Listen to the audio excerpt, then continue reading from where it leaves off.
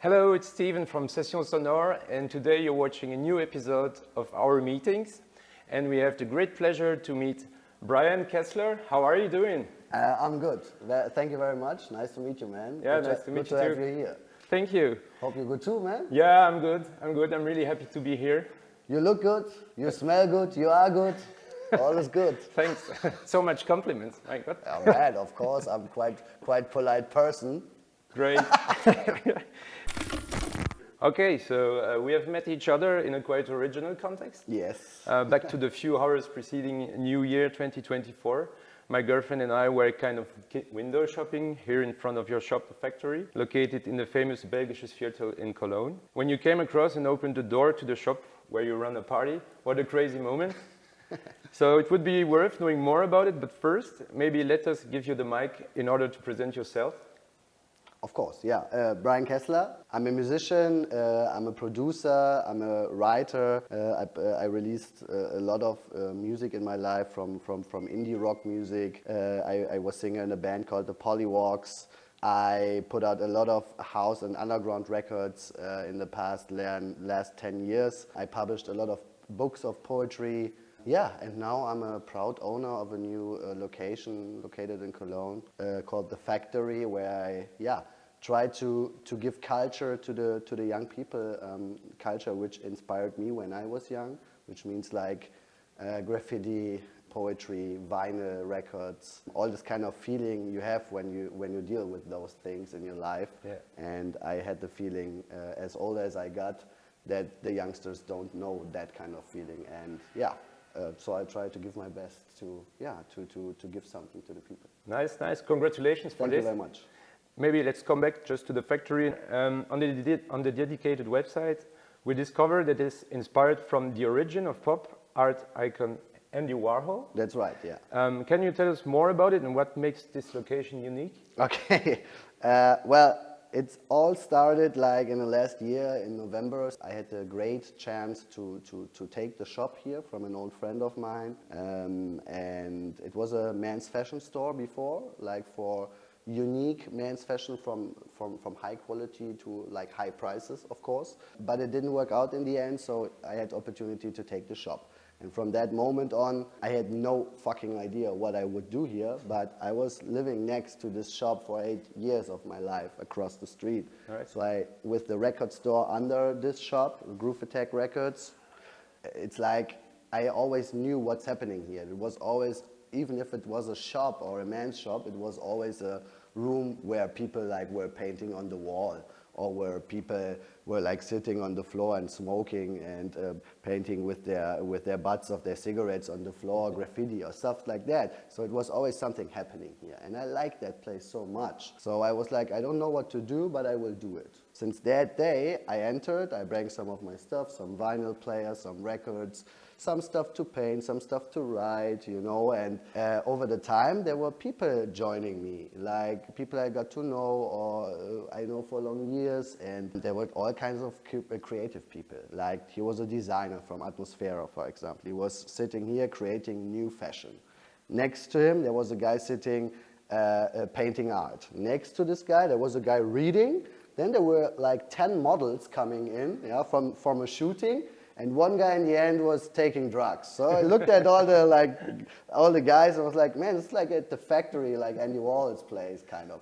And since that day, the name was set. We didn't even discuss it anymore. It was like, it fit well to the place because there were so many people doing creative things here that you couldn't just stand in the fucking corner and do nothing. You have to be creative too in the end. So that's the connection to the factory from the 60s. All right. Yeah. Great story, man. Thank you very much. Yeah, it's like, that's life, I didn't expect that to come when I first entered the door here on the first day. So for me, it's quite a nice, development of the situation in the end. Great. So when we met last December, we had the chance to see you performing a DJ mix behind the turntables there. Yeah. Which was really great, by the way, man. Gracias, señor. On your Instagram page, we can see you proudly standing in front of the Berghain for the traditional picture. Yeah. So you had the huge chance to mix there. Nice, great. Yes. And just a few days ago, you had the opportunity to play in another well-known Berlin-based club, the Watergate. Can you give some insights into your DJ career and how you achieved to play in those famous cultural institutions? To be honest, it's like I never had, in my life, I was never the guy, when I started DJing, I was never the guy who wanted to have a breakthrough. You know, I was always the guy who was just doing his thing. And the first years, there was no people like accepting that, some kind of. But there were also on the other side a lot of people from the scene who were pushing me and supporting me very much because they got what I want to do. I just didn't give a fuck. I just wanted to create something new. Because of my past and my history as an artist, I always like, I don't know, I always have intention to do something I didn't hear before like that. And it doesn't have to be experimental or rough in the end or whatever. It has just to this little bit of, you know, which I like when I listen to a record or when I look at a painting or, you know, we live in year 2024. What would Kraftwerk would have done if in their time, you know? They would have always used everything they can soak and make something new out of it. So that's always my intention as an artist to create something new. Yeah, back in the days it was like, I was never the guy like going much more higher and hey, I need more gigs, and it all came time by time. Naturally, you know? Yeah. And in the end, when I was 18, something like that, 19, I was telling my friends, yeah, one day I want to play in Panorama. I love this place, yeah, because we went with fake IDs always to Panorama on a Sunday. Nice. And bring the door guys, the security guys, the bouncers. We bring them cheeseburgers to let us in. Don't we call that kind of corruption? Yeah, well, maybe cut it outside. I try to give this advice to younger people, but it doesn't work anymore. Don't try it. Don't try it. Maybe it's more than like a lifelong ban in the end for you from the club. I think so. Well, for me, it's such an honor to play in those clubs, Yeah. you know, because I spent all my childhood there, you know, and in the end, my people were laughing at me when I was 18. Yeah, you play at Berghain, play at Golden Gate first, and then we talk again. And in the end, there was, it was an offer to play for the first time, then for the second time, and soon for the third time. Oh, so for me, it's an honor because the guy who's booking me and the people who are standing in front of me in those clubs, they accept me with what I'm doing, and that's everything I need as an artist. Nice. You know? So that's quite nice for me. Yeah. Thank you very much. I'm happy for you, man. Great. So you're in a store, a label, you make DJ sets, but that's not all. I personally loved one of your cultural acts, also called guerrilla marketing, where you had the great idea to print some short poetic parts of a book that you wrote and to distribute them on the last floor of a well-known bookstore in Cologne. I won't say the name, but everyone knows. How did you think about this awesome idea and what drove you to do that, knowing the side effects it would generate?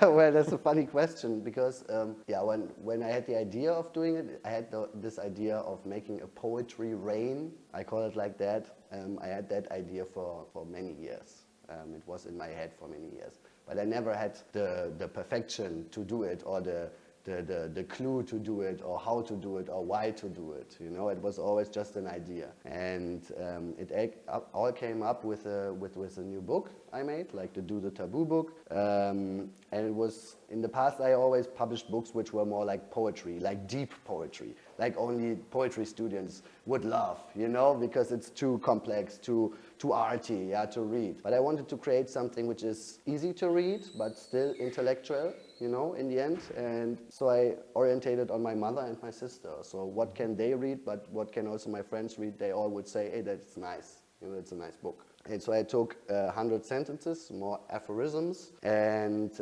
the book is called Do the Taboo because I took some of my old sentences and mixed them up. I took Lady Gaga interviews, played it reverse, and then changed the word, stuff like that. So the whole book is full of taboos, and that's why it's called Do the Taboo in the end. And I took this little sentences, those 100 sentences, and printed them on little papers with a QR code on it. And it was perfect for me because there was 100 sentences, so I printed them 10,000 times. Wow. And put them into a bag, like made myself like a graffiti artist like that, and went up to the bookstore and like just let it fly, you know. And there was no intention behind it, to be honest, because of course the book was published and I wanted the people to scan the QR code. Yep. But it was only available 100 times, as 100 pieces. So it was not intention to make money with it. It was just to get attention. Because the guerrilla marketing action in this case, you may call it like that, it was no intention to make money. It was just to say hello, you know, to the world and to say, hey, we're in a bookstore, and why is it so impossible for young artists to say hello to the world, you know? They have great pieces of work, great literature, great poetry, but it's not possible for young artists to step on a stage and talk to the people and show their work. So that was the idea behind this little scene. In the end, I got arrested by the police, so all the newspapers wrote about me, and as you can imagine, on the first day it was sold out. Yeah, next day it was all empty. I took the last book and bring it to the post, and that was it. So incredible. I was quite happy because 100 people scanned it, 100 people bought it. That's quite enough for me. Yeah, great. Incredible. Thank you for the insights. Now I know the story. Great. Thank you very much. You also produced an EP called An Idea of What We Could Be If We Were Not Ourselves.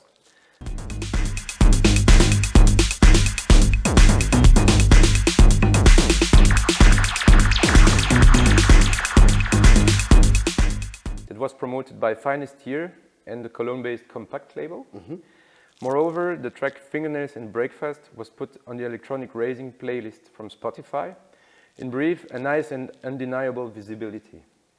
On Bandcamp, we can listen to your interpretation of an idea of what we could be if we were not ourselves. But could you tell us, in your words, what this idea would be?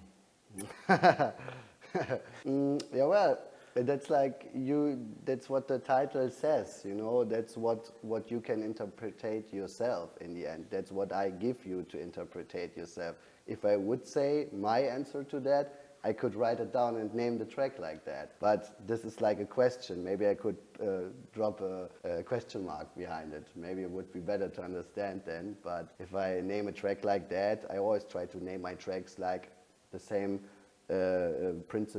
principles like I told you with the music or with the stuff I write or what I paint, what I didn't see before like that. So if I see tracks like of DJs like naming their tracks like Another Vision or whatever, like all the like useless like boring names, you know, because to be honest, they didn't think about what they could name their track or what could be nice to read or what would be stuck in people's mind. They don't even think about it. They finish a track, I need a name for it. Right now it's called Layout 003 Rough Mix. Yeah, maybe I name it Deep Message or what the fuck? That's boring, man. So I always try to give the title an interesting name. The original touch, like the magazines we can find just here in the front. yes, like originality, like always like with a little bit of the finger move, a lot of energy. I always like to spread energy with everything I do. As older as I get, the more energy I have. So there's more about to come. Yeah. And all I can say is just have a listen to this nice EP. It's really great. Yeah, for sure. So as a Cologne-based DJ and producer, it would be awesome to have your point of view of what characterizes the electronic music scene here in Cologne. What characterizes the scene in Cologne? Okay, therefore you have to know Cologne a little bit. Cologne's quite, it's a big city, but it's also intimate city, very small city in the end, very compressed to several areas and where something happening. So the scene in Cologne used to be taken over or took over by Kompakt and all the labels around that, but that was a long time ago. Right now we have a big influence of younger generation here in Cologne, who try to do something different. I see a lot of interesting stuff happening at the moment, because right now it's the time where people already get bored of stuff and try to change things. In the end, we are not Berlin, which is quite good. I love Berlin, but for me it's too dangerous, and I like that in Cologne the people are always wearing smiling faces and being very like open-minded and very like open their arms to everybody, and that's a feeling which you can also find in the art of people here in the city, and in music of the people from the city. You know, that's something, a feeling which all connects us here. Right now, I think it's very difficult in general for the music or for the club music, because I used to dance on 125 BPM to 130 BPM house music. Maybe if it was techno a little bit faster. Right now we have a big change in this industry. Since Corona, the kids only listen to music which is quite more faster, and I can't dance to this. I can just jump, you know, and I'm not a jumper. If I want to jump, I go to a punk rock concert. Yes. You know, I want to groove. I want to feel that music. So I spend most of my time downstairs in the record store and listen to soul and funk and stuff like that, because 2 at 1 gives me some good records I should listen to. But in general, I think right now it's an interesting time for the music scene in Cologne, because we are not Berlin and we can create something new right now by our own. So with the old sound of Cologne, we are able to deal with, we can soak it off and make something new out of it.